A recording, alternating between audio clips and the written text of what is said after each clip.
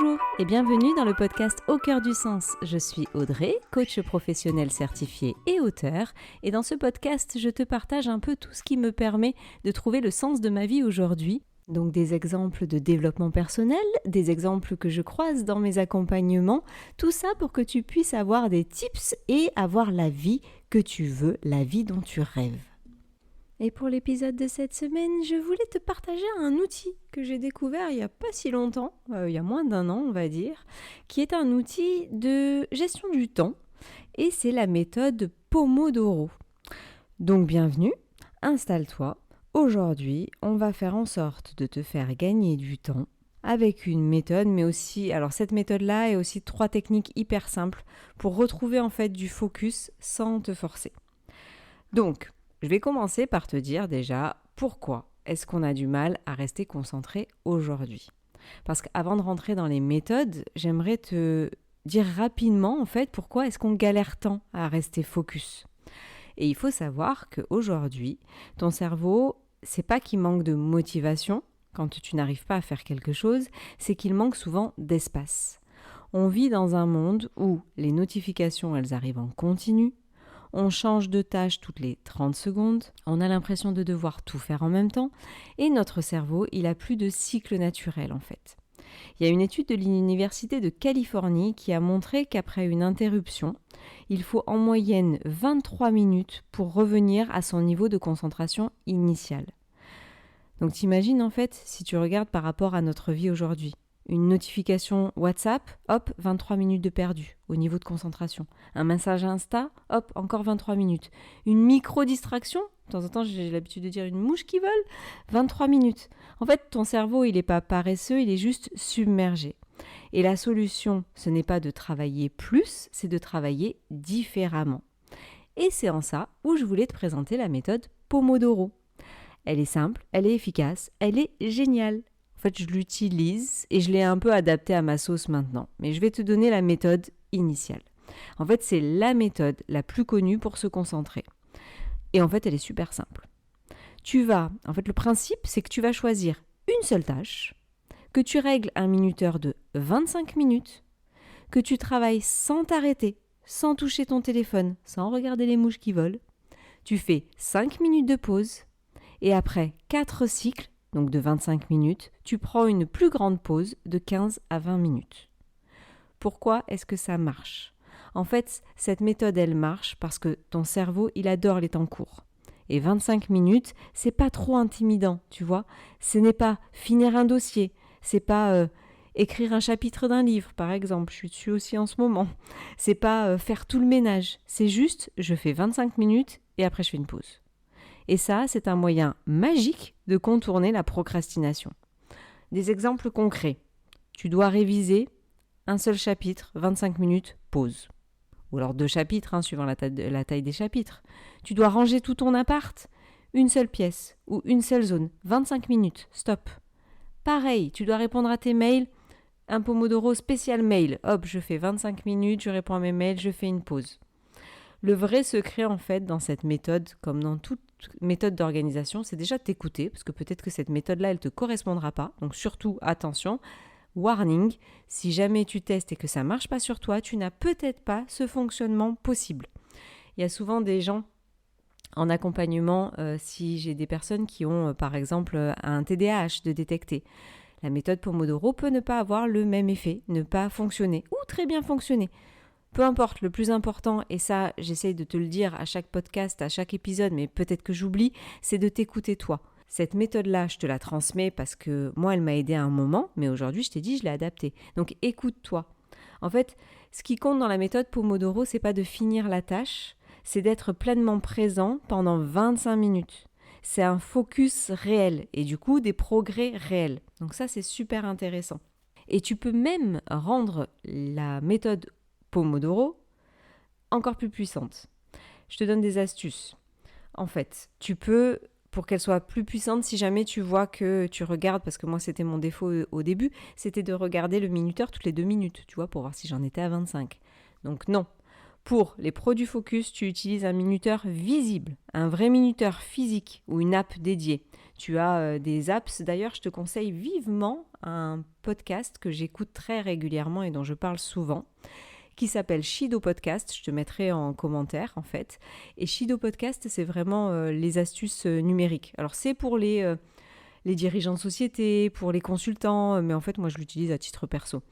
Et il donne pas mal d'astuces. Et pour Pomodoro, moi, ce que j'ai trouvé, et d'ailleurs, il a fait un épisode. Je te mettrai peut-être son lien de l'épisode pour la méthode Pomodoro. Alors, je lui ai pas pompé l'idée, je vous promets. C'est juste que je voulais en parler parce que je trouve ça super efficace quand on a justement un manque de temps ou qu'on doit gérer son temps. La méthode Pomodoro, j'ai trouvé top. Donc bref, moi, ce que j'ai trouvé, c'est il y avait Focus Keeper. Il y a Forest aussi, c'est une application, ça il en parle dans son podcast, c'est une application où en fait tu plantes un arbre sur une durée et en fait si jamais tu touches ton téléphone avant, l'arbre il meurt. C'est un peu sadique, mais bon, ça peut permettre en fait de te maintenir dans un focus. En fait, d'avoir ce minuteur physique, ça met ton cerveau en mode mission. Ou tu vois, si c'est de planter un arbre, ça met ton cerveau en mode mission. Le deuxième tips pour utiliser cette méthode super efficacement, c'est de ranger ton téléphone dans une autre pièce. Pas en silencieux et pas en face cachée, non, dans une autre pièce, carrément. Parce que ton cerveau, il perd 20% de concentration rien que parce que ton téléphone est dans son champ de vision. Parce que de temps en temps, tu vas avoir l'impression qu'il a vibré. Moi, ça me faisait ça aujourd'hui. J'ai fait des week-ends où je n'ai pas du tout pris le portable. Et j'avais l'impression d'entendre vibrer mon téléphone. Parce notre cerveau, il est un peu matrixé sur ça. Donc ça, tu le mets dans une autre pièce. Et un autre tips pour rester vraiment focus, c'est de noter les distractions dans un carnet. Par exemple, ce que tu vas voir au début quand tu vas rester focus sur une tâche, c'est que tu vas avoir plein de choses qui viennent. Parce que comme tu vas te libérer de la place dans ton cerveau, ça va faire venir tout ce que tu oublies. Tu sais, soudainement, tu vas « Oh, j'ai pas acheté le pain ». Ok, tu vas pas casser ton Pomodoro. Tu prends simplement un carnet à côté de toi et tu vas noter ta distraction. Et tu continues. C'est-à-dire que le pain, hop, tu marques pain. Et c'est tout. Et tu restes focus. Voilà pour la méthode Pomodoro. Je voulais te partager quand même 3 autres méthodes pour booster ta concentration. Parce que Pomodoro, c'est génial, mais comme je t'ai dit, ça peut ne pas être adapté à toi. Et parfois, en fait, tu veux même autre chose. Et donc, il y a 3 autres outils efficaces que j'ai trouvés. Donc, c'est la technique des 2 minutes. Celle-là, je l'utilise de plus en plus. Pour une efficacité au taquet. Si jamais une tâche te prend moins de 2 minutes, tu la fais immédiatement. Cette méthode-là, elle a été, entre guillemets, inventée, mais c'est David Allen qui l'a mis en place. En fait, c'est vraiment super efficace. C'est puissant parce qu'en fait, ça nettoie un espace mental très rapidement. Par exemple, répondre un simple « OK » par mail, ça prend moins de 2 minutes, tu réponds « OK ». Tu dis pas « je le ferai plus tard ». Mettre une assiette au lave-vaisselle, c'est pas « je le ferai plus tard », ça prend moins de 2 minutes, je le fais maintenant. Ranger un objet, jeter un papier, tu vois, des petits trucs qui, mis bout à bout, peuvent te prendre de la charge mentale et te faire perdre du temps. Mais par contre, moins de 2 minutes, tu le fais tout de suite. Celle-là, je l'adore. Il y a une autre méthode, c'est la méthode 1-3-5. Ils aiment bien les méthodes avec les chiffres et tout. Chaque jour, cette méthode, c'est tu choisis une grande tâche, 3 moyennes, 5 petites. Par exemple, si je te fais allez, on va faire une liste, la grosse, préparer un mémoire. Alors, peut-être pas un mémoire, non, je m'emballe quand même. En une journée, ça va pas le faire. Préparer une présentation pour le travail. Ou alors, nettoyer la salle de bain. Ça, c'est ma grosse. Alors, en plus, tu verras, ta tâche, elle n'a pas besoin d'être grosse par l'ampleur. C'est ce que ça prend dans ta tête. Par exemple, moi, nettoyer la salle de bain, ça peut prendre plus de place que faire une présentation PowerPoint pour le prochain coaching. Donc, c'est vraiment toi, écoute-toi et vois quelle est la grosse tâche que tu veux mettre aujourd'hui. Ensuite, les moyennes, ça peut être répondre à un mail ou alors faire un devis pour une personne ou appeler le médecin. Et des petites, c'est ranger un dossier, vider mon bureau, tu vois, des petites. Ça marche parce qu'en fait, tu arrêtes de te surcharger avec une to-do list et tu travailles en fait avec ton cerveau, pas contre lui. Tu l'organises et tu avances. Ces méthodes-là, donc la méthode 1-3-5, la méthode de David Allen, ça te permet d'alléger ta charge mentale. Il y en a une troisième, parce que je t'ai dit que je t'en partageais 3, donc je vais ne pas oublier. Ça s'appelle, alors terme anglais, pardon. Maintenant que je fais du hacker ouvert à chaque fois et que je fais plus de montage, de temps en temps je bug, désolé. Le time blocking, en fait, c'est l'idée d'organiser une journée en bloc de temps. Bloc de temps dans le sens où de telle heure à telle heure, par exemple, de 9h à 10h, je fais de la création de contenu.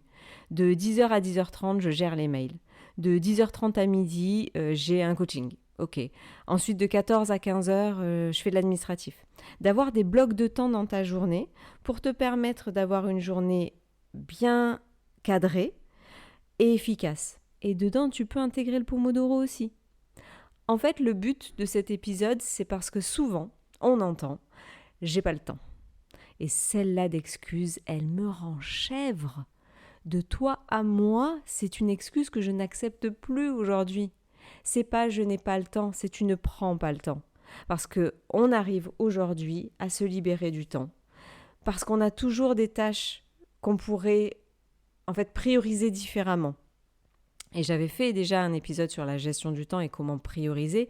Et là, cet épisode-là, il était focus pour justement te donner la méthode Pomodoro, celle qui est pas la plus connue, mais c'est celle dont j'entends le plus parler. Donc, je voulais la partager avec toi. Et après, tu te l'adaptes. Mais si à un moment, tu as besoin d'un focus, pense-y. Pense à ces méthodes ou aux 3 autres méthodes, le time blocking, la méthode des 2 minutes. C'est là la méthode des 2 minutes, franchement, et teste-la.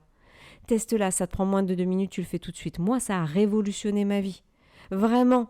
Et si ça prend plus de 2 minutes, tu le notes. Et puis, tu t'organises pour le faire à un autre moment. Tu le mets dans un bloc de temps, tu le mets... Alors, les to-do list, je suis plus fan des to-do list à rallonge parce qu'en fait, ça m'épuisait mentalement. Mais trouve ta solution, mais n'utilise plus le « j'ai pas le temps ». Franchement, organise ton temps différemment et tu verras que tu gagnes un temps abominable. Ça prend du temps de s'organiser. Alors c'est un peu le paradoxe, c'est que de temps en temps, il va falloir que tu t'arrêtes pour t'organiser et pour justement avoir du temps après. Prendre le temps pour gagner du temps. C'est vraiment quelque chose d'important dans une gestion de vie. C'est que de temps en temps, il faut s'arrêter pour regagner de l'énergie et pour regagner de l'organisation. Donc voilà, c'était le petit partage de la semaine outils pratiques. Je te mets dans la description le lien pour le podcast de mon ami Raphaël avec Shido Podcast parce que vraiment, c'est un podcast qui m'aide beaucoup. J'en ai testé des applis grâce à lui. Il y en a que j'ai gardé. Donc vraiment, je t'invite, si tu es fan de l'organisation et fan des nouveaux outils, avec l'IA, pas d'IA, tout ce que tu veux, n'hésite surtout pas. Et puis ça, c'était le petit épisode sur la méthode Pomodoro. N'hésite pas à partager autour de toi.